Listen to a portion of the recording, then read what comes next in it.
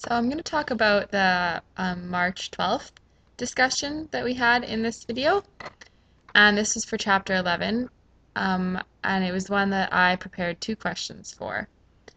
So before I get started, I'm going to just say that I'm going to try and keep it as constructive as possible, even though this was a very difficult class for me. And I do want to say that I really appreciated the fact that the professor took the time to email me and apologize for the way that things went. But I felt that I still really didn't get a chance to say why I felt the way I did.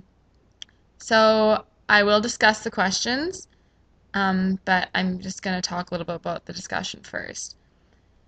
So I chose this day to discuss because I thought that by then everybody would have there would have been a lot of questions that would have already been submitted, and I would have seen kind of a structure to follow and then hopefully submitted good questions. So I did notice a pattern for sure, but I thought that my questions sort of followed in this pattern, but I guess they didn't. Um, so anyways, I think that I don't know, for whatever reason, I guess the professor decided that this was a class where we were going to look at the questions and use them as a learning tool. But I don't really understand how that really happened. I didn't really take anything from it exactly except for humiliation. I didn't take the class from, 11 different people. I took it from one professor, and I think that everyone had way too much of an opportunity to say what they were feeling.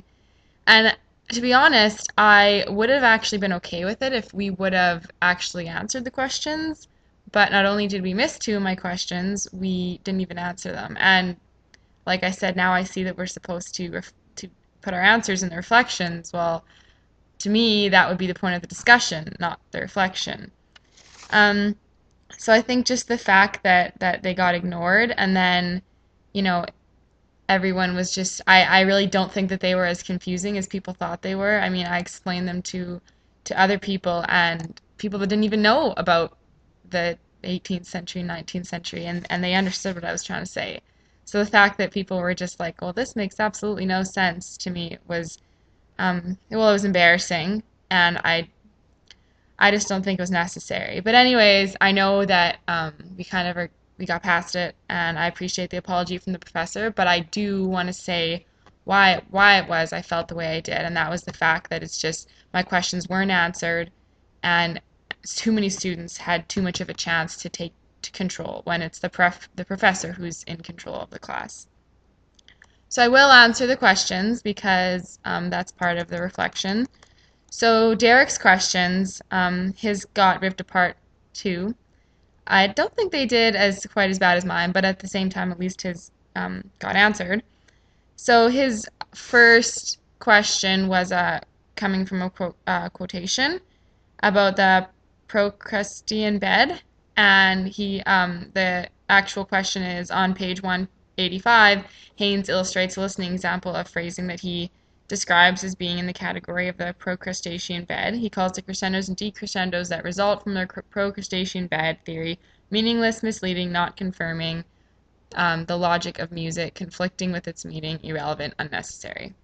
So both of these questions were yes or no questions, and throughout the discussions, people have made it clear that if that's the question, then they don't need to be elaborated on. So his first question is, do these adjectives accurately portray the interpretation given, the reputation of the artist in question? And I said yes, I think they do. And do I share Haynes' opinion? Pretty much the same question. If I would have said no, it's if not, what adjectives would you use? But I do share Haynes' opinion, so yes. So question 2, Haynes describes figures as formulas for constructing tunes like building blocks. He also highlights the 7 classifications of figures, indicating his theory that figures are the basis of phrases. So question A was, what are your thoughts on this statement? How would you describe figures and their purpose in music beside Haynes' analogy? And I said that I agree with Haynes. It's a good analogy to be used.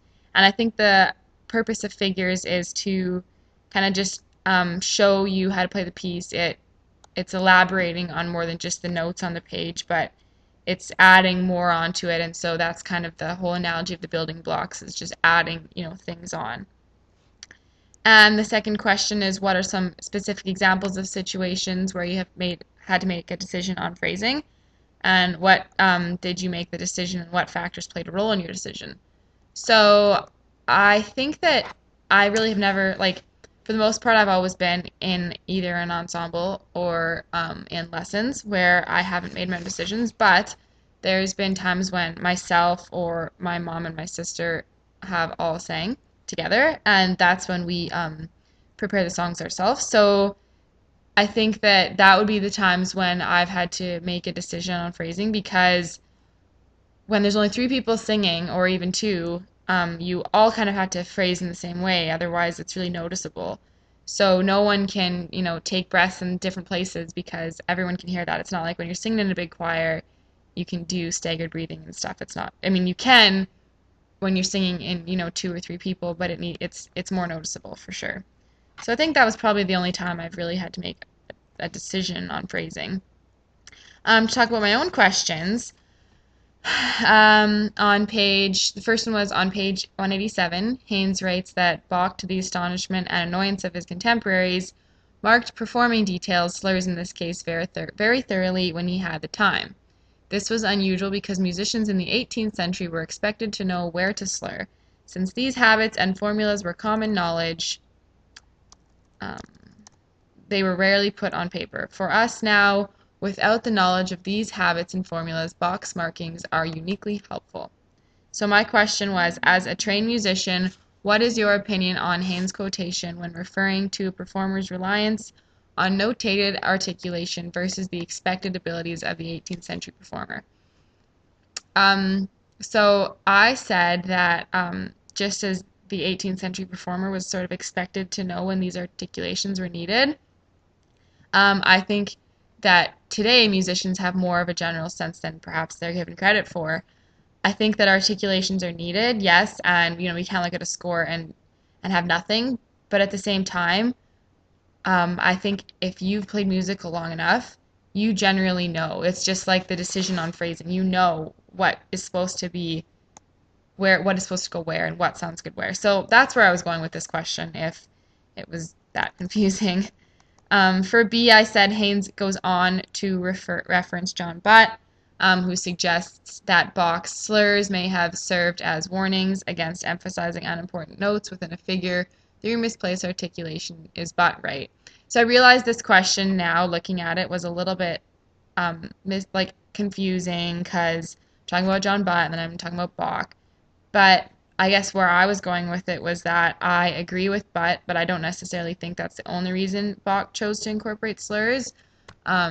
He might have had a much different rationale as to why he would put them in. I mean, maybe he was preparing for his music to live on for centuries, and assuming that not everyone would necessarily always know.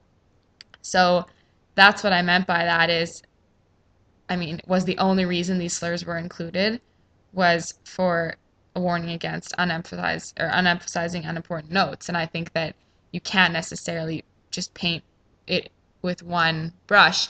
So it was more me asking on, why do you think Bach did it, not necessarily do you agree with Butt? So I understand how that was a bit confusing, but that is what I meant by it.